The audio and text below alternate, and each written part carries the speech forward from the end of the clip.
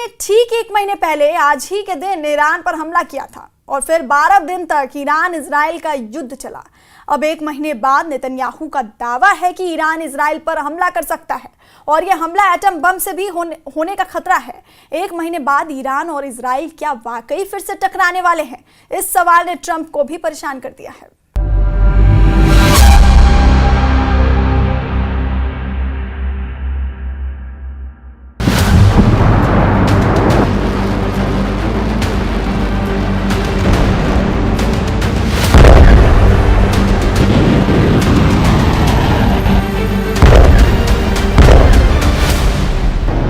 Iran और Israel के बीच बहुत खतरनाक युद्ध का खतरा मंडराने लगा है। दावा परमाणु हमले का किया जा रहा है। क्या ईरान और इजराइल के बीच हुआ सीजफायर एटम बम तोड़ने जा रहा है?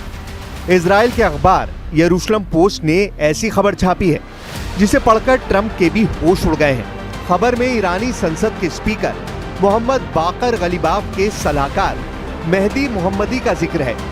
मेहदी मोहम्मदी ने इंस्टाग्राम पर यह तस्वीर पोस्ट की है जिसमें इजराइल के नक्शे पर 2 परमाणु हमले दिखाए गए हैं। ये मशरूम क्लाउड देखकर इजराइल के होश उड़ गए। सवाल है कि क्या ईरान और इजराइल के बीच परमाणु युद्ध होने जा रहा है?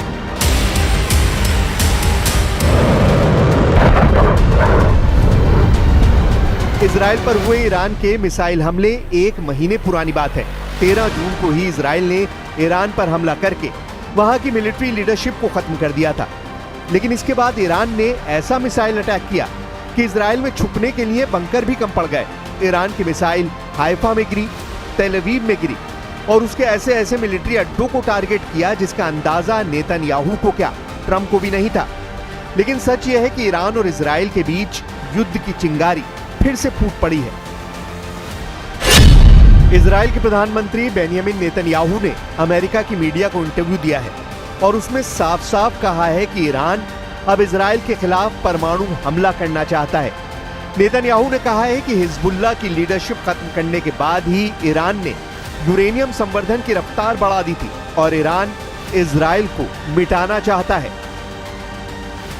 इजराइल का F-15 फाइटर जेट फिर तैयार किया जा रहा है।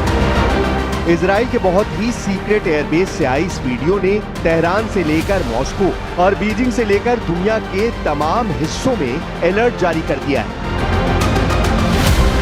खबर पक्की बताई जा रही है क्योंकि पश्चिम एशिया में नया खौफ बहुत बड़े सवालों के साथ पैर पसार रहा है।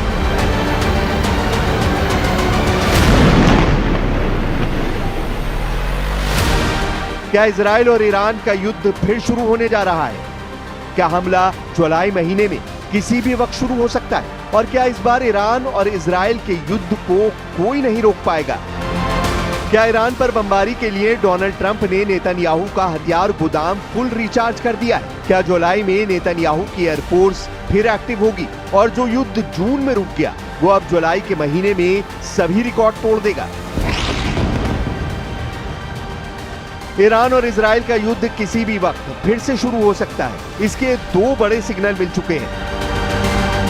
पहला सिग्नल, ईरान ने संयुक्त राष्ट्र की परमाणु निगरानी संस्था AIEA के साथ सहयोग को बंद करने का ऐलान किया है। अब आशंका है कि निगरानी खत्म होने पर ईरान का परमाणु कार्यक्रम बिना किसी जांच के आगे बढ़ेगा और ईरान अपने 400 किलो यूरेनियम से 10 परमाणु बम बना सकता है। दूसरा और सबसे बड़ा सिग्नल, इजराइल को अमेरिका से 4,500 करोड़ रुपए के हथियार सप्लाई होने वाले हैं। अमेरिका की इस मिलिट्री मदद में इजराइल को 7,000 बंकर बस्टर बमों के लिए JDAM गाइडेंस किट मिलेगी, यानी joint direct action munition guidance kit. इसमें 3,845 किट ऐसे होंगे जो 2,000 पाउंड के BLU-109 बंकर बस्टर बम पर लगाई जाएंगी, जबकि 3,280 किट ऐसी होंगी जो 500 पाउंड के MK-82 बम पर लगेंगी। ये ट्रंप का नेतन्याहू को सीज फायर वाला तोहफा बताया गया है। लेकिन सच ये है कि 7,000 बंकर बस्टर बम एक नए युद्ध की शुरुआत कर सकते हैं। सीज फायर के बाद ही इजराइल की एयरफोर्स खुद को ऐसे बमों से लगातार लैस करती जा रही है। अमेरिका की डिफेंस सिक्योरिटी कोऑपरेशन एजेंसी को ट्रंप के विदेश मंत्रालय से मंजूरी मिल चुकी है। इससे पहले इजराइल को अमेरिका ने बंकर बस्टर बमों की बड़ी खेप फरवरी 2025 में पहुंचाई थी। तब इजराइल के अशदोद बंदरगाह पर बहुत ही खुफिया तरीके से बम पहुंचाए गए और फिर ट्रकों के जरिए उन्हें इजराइल की सेना तक सप्लाई कर दिया गया। जब इस वीडियो को बहुत ही खुफिया तरीके से रिकॉर्ड किया गया था, तब किसी को अंदाजा नहीं था कि इजराइल के अशदोद पोर्ट पर गुजर रहे ये ट्रक ईरान से होने वाले युद्ध का सामान कंटेनर में भर के ले जा रहे हैं। इन कंटेनरों में ऐसे बम लाए गए जिन्हें बंकर बस्टर बम कहा जाता है। ऐसे बम जो गहराई में बने बंकरों को भी तबाह कर देते हैं।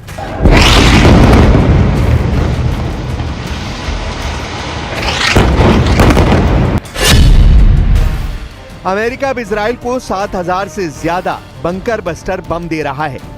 ये बम आसमान के रास्ते भी पहुंचाए जा रहे हैं और समंदर के रास्ते यानी कार्गो शिप से भी इजराइल को सप्लाई किए जा रहे हैं। ये एक तरह से इजराइल और अमेरिका के बीच बम हाईवे बना दिया गया है, जिसके टारगेट पर ईरान ही नजर आ रहा है। ये डोनाल्ड ट्रंप का नेतन्याहू को बहुत बड़ा और धमाकेदार तोहफा है। डर यह है कि इस तोहफे के पीछे ईरान से युद्ध का दूसरा राउंड लड़ने की तैयारी कर ली गई है। यही वजह है कि इजराइल की एयरफोर्स फिर से सुपर एक्टिव मोड में है। इजराइल के एयरबेस पर लगातार काम चल रहा है। यह है अमेरिका से सप्लाई किया गया MK-84 बंकर बस्टर बम। इसी बम से इजराइल ने अब तक गजा के कोने कोने को मिट्टी में मिलाया है और ईरान पर भी ऐसे ही बमों से हमले किए गए हैं। लेकिन जुलाई को लेकर ट्रंप और नेतन्याहू की जो तैयारी है वो एक लंबे युद्ध की तरफ इशारा कर रही है। 2000 पाउंड या फिर 900 किलो के इस बम की ताकत क्या है, आप इन धमाकों को देखकर समझ सकते हैं। जब ये बम गिरता है तो ऐसा धमाका होता है जो पूरी बिल्डिंग को गिरा देता है। ऐसी तस्वीरें पिछले 15 महीनों में गाजा में भी देखी गई और लेबनान की राजधानी बेरूत में भी देखी गई। फरवरी में अमेरिका ने इजराइल को ऐसे 10,000 बम सप्लाई किए। अब जुलाई में ऐसे 7,000 और बम पहुंचाए जा रहे हैं। यानी गजा और बेरूत के बाद ईरान पर भी मेड इन अमेरिका वाला बारूद फिर से बरसाने की तैयारी हो चुकी है।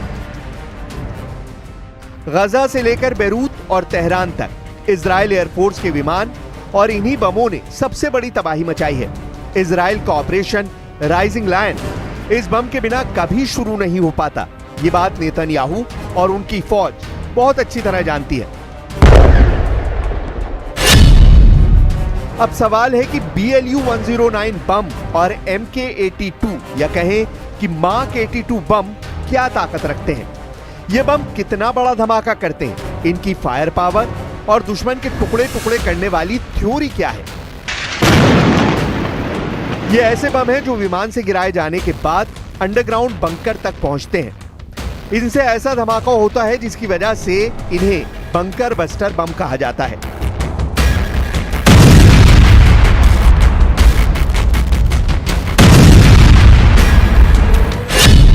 जब मार्क 82 बम फटता है तो 15 मीटर चौड़ा और 11 मीटर गहरा गड्ढा करता है।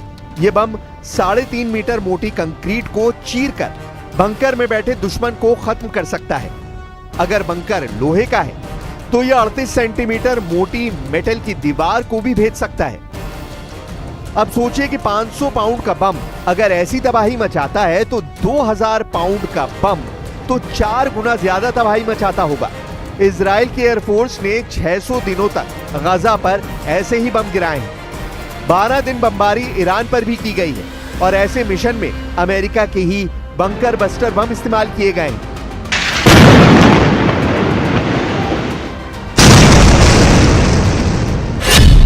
नेतन्याहू का सबसे बड़ा फोकस ईरान पर है। मुमकिन है कि अमेरिका की तरफ से आने वाले 2000 पाउंड वाले नए बमों से अब गजा पर हमले ना किए जाएं, बल्कि उनका पूरा इस्तेमाल ईरान को दहलाने में हो। 12 दिन के युद्ध में इजराइल ने ईरान पर 4200 बम गिराए थे, लेकिन इस बार इजराइल के पास तबाही के लिए डबल ताकत आ चुकी है। इजराइल का मानना है कि उसके दुश्मन युद्ध खत्म होने के बाद अब भी एक्टिव है और ईरान इस फहरिस्त में सबसे ऊपर है। इसलिए बात साफ है कि इजराइल को अमेरिका से हथियारों वाली मदद पर ब्रेक नहीं लगने जा रही। डोनाल्ड ट्रंप ने इजराइल की वॉर मशीन को लगातार ईंधन सप्लाई करने का फैसला किया है। अब चलिए गजा जहां इजराइल ने अचानक अपने ऑपरेशन तेज कर दिए हैं। गजा में धमाकों का ये वीडियो इजराइल ने बनाया है। नेतन्याहू के ऊपर गजा को लेकर बहुत ज्यादा दबाव है, क्योंकि हमास ने गजा के कई इलाकों में इजराइल को डराने वाले बड़े मिशन अंजाम दिए हैं। इजराइल का दावा है कि हमास ने अब इजराइल के सैनिकों को अगवा करने की कोशिश शुरू कर दी है। यानी हमास अब इजरायली सैनिकों को किडनैप करके इस युद्ध को और लंबा खींचना चाहता है। इजराइल बार बार दावा करता रहा है कि हमास गजा में हार रहा है और उसके 20,000 लड़ाके इजरायली ऑपरेशन में मारे जा चुके हैं। लेकिन गजा में फैले मलबे के बीच में से आने वाले वीडियो बता रहे हैं कि हमास अब भी इजराइल को टक्कर दे रहा है। 24 जून को गजा के खान यूनुस में इजराइल के 7 सैनिक मारे गए। 7 जुलाई को गजा के बैत हनून में इजराइल के 5 सैनिक मारे गए। गजा में हमास घात लगाकर हमला कर रहा है। गजा में जून के महीने के बाद जुलाई का महीना भी इजराइल के लिए खूनी साबित हो रहा है। इन दोनों हमलों ने इजराइल की सेना पर बड़े सवाल खड़े कर दिए हैं। हमास के इस तरह के हमलों ने इजरायली सेना के पावर सेंटर में तहलका मचा दिया है। ऐसे हमले लगातार तेज हो रहे हैं। कोशिश है कि नेतन्याहू की फौज में नया डर पैदा किया जा सके। ऐसे धमाकों में न सिर्फ इजराइल का टैंक फट रहा है, बल्कि इजरायली सेना की ताकत वाली छवि भी चकनाचूर हो रही है। अब तक गजा में इजराइल की बमबारी से 57,000 लोग मारे जा चुके हैं। इजराइल का दावा है कि इनमें 20,000 हमास के लड़ाके थे। वहीं गजा में ऑपरेशन के दौरान इजराइल के अब तक 451 सैनिक मारे जा चुके हैं। गजा में हमास के हमलों ने उन इरादों को भी तोड़कर रख दिया है जिन पर नेतन्याहू और डोनाल्ड ट्रंप की मीटिंग में एक राय बनी थी। हमास के हमलों से इजराइल की सेना में बड़ा हड़कंप मचा हुआ है, क्योंकि जिस हमास के खिलाफ इजराइल 600 दिन से लंबा युद्ध लड़ रहा है, वो हमास अब भी इजराइल के सैनिकों को मार रहा है। गजा में इजराइल और हमास का युद्ध और हजारों लोगों की मौत पर कुछ दिन तक ईरान इजराइल के युद्ध ने पर्दा डाल दिया था, लेकिन अब गजा फ्रंट की तस्वीरों ने इजराइल में हाहाकार मचाना शुरू कर दिया है। अमेरिका की न्यूज एजेंसी दी एसोसिएटेड प्रेस की खबर है कि गजा में मदद पहुंचाए जाने के दौरान जो अमेरिकी सुरक्षा कर्मी गजा में मौजूद हैं, वो लोगों पर गोलियां चला रहे हैं। गजा में लगातार बमबारी की वजह से 57,000 लोगों की मौत हो चुकी है। हजारों लापता हैं और इस वक्त गजा में जो रसद मदद के तौर पर पहुंचाई जा रही है, वो डिस्ट्रीब्यूशन सेंटर भी टारगेट बन चुके हैं। संयुक्त राष्ट्र की रिपोर्ट है कि गजा में लोगों के बीच खाना बांटे जाने के दौरान हुए हमलों में 800 लोगों की मौत हो चुकी है। I actually have updated figures for you as well on the number of deaths that have resulted from people, around aid distribution areas where people are trying to access aid.